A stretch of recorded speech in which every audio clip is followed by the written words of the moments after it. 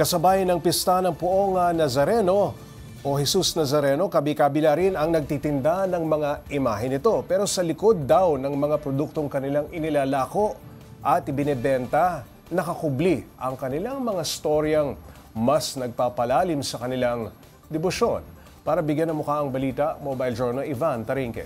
Kaliwat kanan ng mga naglalako ng mga produktong may mukha ng Nazareno. Merong miniature statues, damit, panyo at kalendaryo. Si Nanay Remedios, halos 3 dekada nang nagtitinda sa Quiapo. Para sa kanya, isa sa milagrong dala ng Nazareno. Ang kabuhayang nakuha niya mula rito. Lumalim din daw ang kanyang pananampalataya. Nagdadasal ako dyan, nakaluhod ako hanggang sa altar. Tumutulo ang luha ko. Papasalamat ako, pinagaling niya, ganun.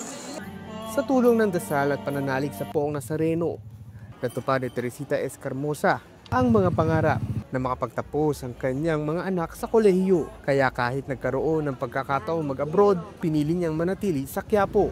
Nanginihilin ko sa kanya natutukan. Answer prayer sa kanya. Hindi ko makalimutan ng Quiapo. Umuwi rin ako rito.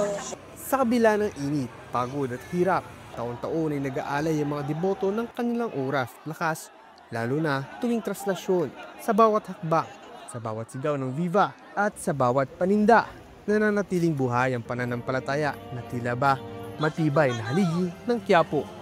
Ang pananampalataya ng mga deboto ay hindi lamang makikita sa loob ng simbahan, kundi pati na rin sa kanilang mga kwento at sakripisyo. Mobile Journal Ivan Tarinque po, hatid ang mukha ng balita.